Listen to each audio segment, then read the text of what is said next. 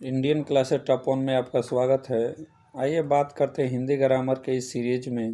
तो हम लोग पीछे दो वीडियो में देख चुके हैं, एक वीडियो में स्वर और एक वीडियो में व्यंजन। आज बात करते हैं हम लोग समास क्या है। तो समास के बारे में आज समझते हैं और आसान और बेहतरीन ढंग से हम लोग समास को देखेंगे। तो आइए बात करते हैं। तो सबसे पहले हम लोग बात करेंगे समास होता क्या है। तो इसमें ध्यान देंगे, समास के बारे में अगर समझें, दो या दो से अधिक शब्दों के समूह को समास कहते हैं। दो या दो से अधिक शब्द हो उसके समूह को क्या कहेंगे? समास कहते हैं। दो या दो से अधिक शब्दों के समूह को क्या कहते हैं? समास कहते हैं। जैसे धर्म भ्रष्ट, धर्म से भ्रष्ट, देख रहे हैं कि समास है। धर्म भ्रष्ट, धर्म से भ्रष्ट दो शब्द है। दो या दो से अधिक शब्द भी हो सकता है, समूह भी हो सकता है। दो या दो से अधिक शब्दों के दो शब्द भी हो सकता है। ईश्वर प्रदत्त, ईश्वर से प्रदत्त। तो ऐसे शब्दों के समूह जो होता है ये कहलाता है क्या चीज़? समास। अब देखेंगे इसके भेद, समास के भेद के बारे में अगर देखें तो ध्यान देंगे, समास के भेद जो होते हैं 6 होते हैं। समास को यानी 6 भागों में बांटा गया है। पहला है अवयवी भाव समास, दूसरा है तत्पुरुष समास, तीसरा है कर्मधारय समास, चौथा है द्वंद्व समास, पांचवा है द्विगु समास और छठा है बहुव्रीहि समास। तो आइए इन समासों को बारी बारी से, इनके भेद को, 6 भेद को हम लोग क्या करते हैं? समझते हैं। सारे को बारी बारी से समझते हैं। चलिए आगे तो बात करते हैं। फर्स्ट में बात करेंगे हम लोग, आइए देखते हैं कि अवयवी भाव समास क्या होता है। नाम से ही पता चलता, अवयव माने होता है कुछ जोड़ने वाला अंश या टुकड़ा। यानी जब किसी शब्दों में उपसर्ग के रूप में कुछ जोड़ दिया जाए। उपसर्ग या प्रत्यय क्या होता है, थोड़ा इस पर भी बात कर लें। तो मतलब कि जो शब्द किसी शब्द के पहले जुड़ता है वो कहलाता है क्या चीज़? उपसर्ग कहलाता है। अब इसमें है जिस शब्दों का प्रारंभ में उपसर्ग लगा होता है तो उसे हम लोग क्या कहते हैं? अवयवी भाव समास कहते हैं। तो इसमें ध्यान रखेंगे, ये उपसर्ग आप देख रहे होंगे, ये उपसर्ग जो है आपका लगा हुआ मिलेगा। जैसे आप देख रहे हैं पथ, आ, भर, अनु, नीर, प्रति, ये सब आपको उपसर्ग, यथा, यथा, कदा, ये सब आपको देखने के लिए मिलेगा। जैसे रूप में जुड़ गया क्या चीज़? अनु, तो अनुरूप हो गया। आ में जुड़ गया जन्म, तो आ जन्म हो गया। प्रति में दिन में जुड़ गया प्रतिदिन, दिन के पहले प्रतिदिन जुड़ गया तो ये क्या हो गया? प्रतिदिन हो गया। यानी कहने का मतलब यह है कि अवयवी भाव समास वह समास है जिसमें अवयव से जुड़ कर क्या हो? बना हो। जैसे ये अवयव होगा यथा, आ, भर, अनु, नीर, प्रति, ये क्या होगा? अवयव के रूप में जुड़ेगा तो इसे हम लोग क्या कहेंगे? अवयवी भाव समास कहेंगे। जैसे यथा संभव, अनुरूप, आ जन्म, प्रतिदिन, तो ये कहलाएंगे अवयवी भाव समास।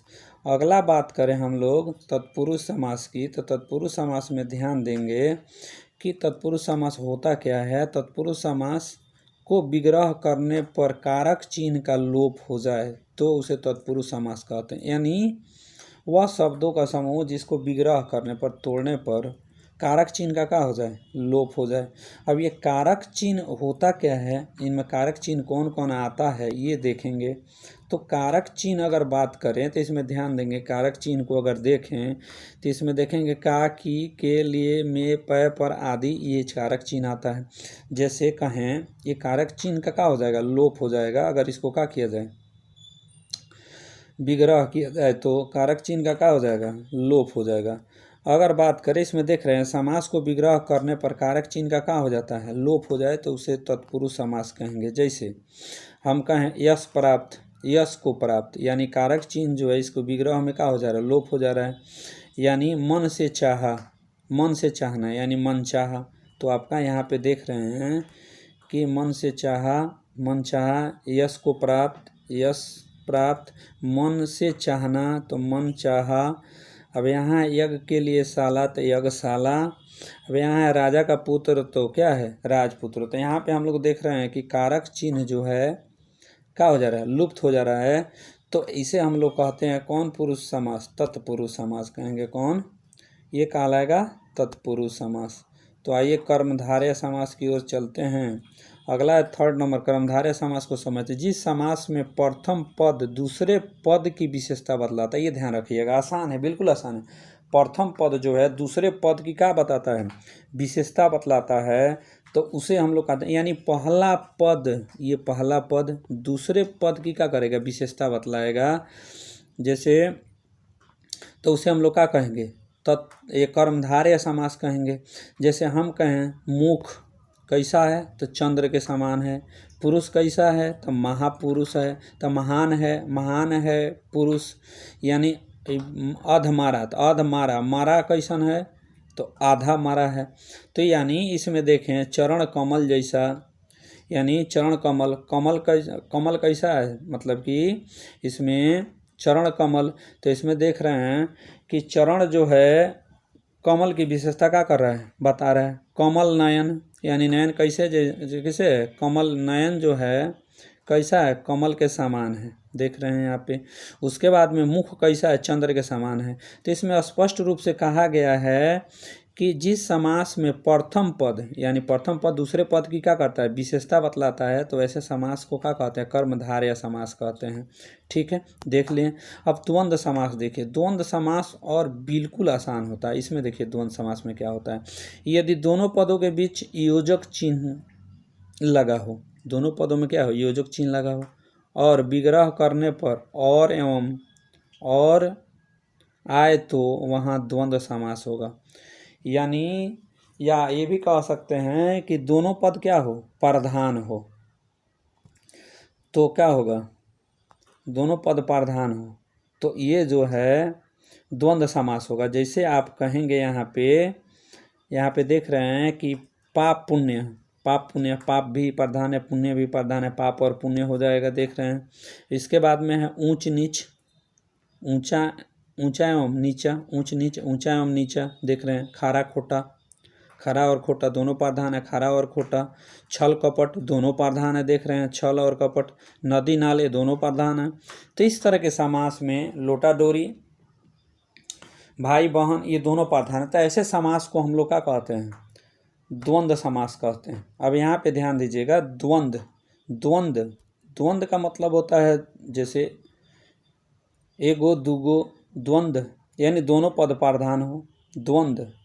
द्वंद्व में जो होगा दोनों पद का होगा, प्रधान होगा, तो द्वंद्व समास कहलाएगा, यानी दोनों पद प्रधान होगा। तो अब देखो दूगो, अब यहाँ एगो दूगो जैसे गिनती पढ़ते हैं, तो इसमें क्या होगा, जिस समास में प्रथम पद संख्यावाचक या संख्यावाचक समूह का पता चले, संख्यावाचक या समूह का पता चले, तो उसे हम लोग क्या कहते हैं, द्विगु समास कहते हैं। क्या कहते हैं, द्विगु समास कहते हैं। तो ध्यान दीजिएगा, जिस समास में प्रथम पद संख्यावाचक हो या समूह का पता चले, तो उसे हम लोग क्या कहेंगे, द्विगु समास कहेंगे। ठीक है। अगर बात करें हम इसमें कि ध्यान दीजिएगा, जैसे तिरंगा, 3 रंगों वाला, ठीक है, नवरात्र, ठीक है, दोपहर, सब में संख्या, चौराहा इसमें भी संख्या, ठीक है, त्रिकोण इसमें भी संख्या। तो इसमें देख रहे हैं कि त्रिकोण, यानी जिस समास में प्रथम पद संख्या हो, संख्यावाचक ही हो, संख्या को बताए, तो ऐसे समास को हम लोग क्या कहते हैं, द्विगु समास। और वह समास जिसमें दोनों पद प्रधान हो, तो उसे हम लोग क्या कहेंगे, द्वंद्व समास। ये कहेगा द्विगु समास। अब आते हैं कौन, बहुव्रीहि समास पर। तो जब देखेंगे कि दोनों पद प्रधानता वाला दोनों पद प्रधान होगा, तो उसे द्वंद्व समास कहेंगे। और द्विगु समास जिसमें पहला पद क्या हो, संख्यावाचक हो, तो उसे हम लोग कहेंगे क्या चीज़, द्विगु समास। तो इसमें उदाहरण देख लिए। आगे हम लोग बात करते हैं बहुव्रीहि समास की ओर। तो बहुव्रीहि समास, बहु नहीं होती है, व्रीहि यानी एक अलग प्रकार की होती है, ध्यान देंगे। जिस समास में कोई पद प्रधान न हो, ठीक है, उसे बहुव्रीहि समास कहते हैं। ठीक है, अगला पद प्रधान हो जाए, ठीक है, तो बहु के सामने बहु दूसरे घर से आके यहाँ पे क्या हो जाती है, प्रधान हो जाती है। यहाँ पे कोई प्रधान नहीं होता। जैसे मान ले, उदाहरण के लिए समझें, तथा दोनों पद मिलकर किसी तीसरे पद की ओर संकेत करे, तो इसे ध्यान देंगे तो ये कहलाएगा क्या चीज़, बहुव्रीहि समास। ठीक है। तो आगे हम लोग बात करेंगे कि जिस समास में कोई पद प्रधान न हो, ना पहला पद ना दूसरा पद, लेकिन दोनों पद मिलकर किसी तीसरे पद की ओर संकेत करे या प्रधानता बताए, तो उसे हम लोग कौन समास कहेंगे, उसे हम लोग कहेंगे कौन, बहुव्रीहि समास। ठीक। आगे बात करते हैं, जैसे कहेंगे लंबोदर, लंबोदर, घनश्याम, गंगाधर, नीलकंठ, नीला है जिसका कंठ नीलकंठ यानी संग, दशानन यानी जिसके 10 है यानन, 10 सिर, मृत्युंजय, गंगाधर, 10 यानन रावण को कहते हैं। ठीक है। तो इसमें लंबोदर गणेश जी को, तो इसका मतलब हुआ लंबा है उदर जिसका, तो गणेश जी मतलब कि जिसका क्या हो, मतलब कि कहेंगे कि दोनों प्रथम पद ना दूसरा पद, दोनों में कोई पद प्रधान ना हो, तो डायरेक्ट तीसरा पद प्रधान हो जाए, नीलकंठ यानी शंकर जी, सीधे नीलकंठ का मतलब नीला है कंठ जी इसका, शंकर जी। तो इस तरह से ये कहलाएंगे कौन समास, बहुव्रीहि समास। तो ऐसे समास में आप ध्यान दीजिएगा, अधिकतर जो होते हैं इसमें देवी देवता को क्या आता है, नाम आता है। ध्यान रखिएगा, बहुव्रीहि समास में अधिकतर जो देखा जाता है कि देवी देवता को नाम आता है। तो एक बार और रिवीजन कर लेते हैं हम लोग, ध्यान देंगे, एक बार और इसको देख लेते हैं ये समास को। तो आएंगे शुरू से देख लेते हैं कि फास्ट रूप में देखेंगे हम लोग कि सबसे पहले समास दो या दो से अधिक शब्दों के समूह को समास कहते हैं। धर्म भ्रष्ट, धर्म से भ्रष्ट, ईश्वर प्रदत्त, ईश्वर से प्रदत्त। अब ये समास जो होते हैं, समास जो होता है, समास को 6 भागों में बांटा गया है। तो ये पहला है अव्ययीभाव समास, तत्पुरुष समास, कर्मधारय समास, द्वंद्व समास, द्विगु समास और बहुव्रीहि समास। ठीक है। अब आगे जो है अगर हम लोग बात करें सबको बारी बारी से, अव्ययीभाव जिसमें अवय जुड़ा हो, ठीक है, उपसर्ग के रूप में, तो वो अव्ययीभाव समास कहलाएगा। तो यथा, आप, पर, भर, अनु, नीर ये सब जुड़ा रहता है अवय के रूप में, तो ये अव्ययीभाव समास कहलाता है। तत्पुरुष समास वह समास जिसको विग्रह करने पर कारक चिन्ह का क्या हो जाए, लोप हो जाता है, तो उसे हम लोग क्या कहते हैं, तत्पुरुष समास कहते हैं। ठीक है। तो ये कारक चिन्ह जो होता है, कौन कौन कारक चिन्ह होता है, ध्यान रखेंगे, का, की, के लिए, में, पर आदि ये कारक चिन्ह होता है, इनका क्या हो जाता है, लोप हो जाता है। तो ये क्या कहलाता है, ये आपका तत्पुरुष समास। ठीक है। कर्मधारय समास, जिस समास में प्रथम पद दूसरे पद की विशेषता, देखो यहाँ पे ध्यान रखिएगा, कर्मधारय समास में प्रथम पद दूसरे पद की विशेषता बतलाएगा। तो इसमें देख रहे हैं कि प्रथम पद जो है दूसरे पद की क्या करता है, विशेषता बतला रहा है। अगला है द्वंद्व समास, जिसमें दोनों पद क्या हो, प्रधान हो, तो द्वंद्व समास कहलाएगा। पाप पुण्य, ऊंच नीच, खारा खोटा, छल कपट, नदी नाले, तो ये दोनों ये क्या होंगे, दोनों पद प्रधान होंगे। द्विगु समास, जिसमें प्रथम पद क्या हो, संख्यावाचक हो, प्रथम पद क्या हो, संख्यावाचक हो, तो ये कहलाता है क्या चीज़, ये कहलाता है द्विगु समास। ठीक है। बहुव्रीहि समास, अब इसमें देखें, जिस समास में कोई पद प्रधान न हो, नहीं पहला नहीं दूसरा, कोई तीसरा पद आके प्रधान हो जाए, तो इसमें ध्यान देंगे तो उसे बहुव्रीहि समास कहते हैं। इसमें जो अधिकतर देखने को मिलेगा आपको, देवी देवताओं के नाम ही देखने को मिलेंगे, कौन, बहुव्रीहि समास में। ठीक है। Thank you for watching this video. अच्छा लगे तो लाइक एंड सब्सक्राइब जरूर करें। जय हिंद, जय भारत।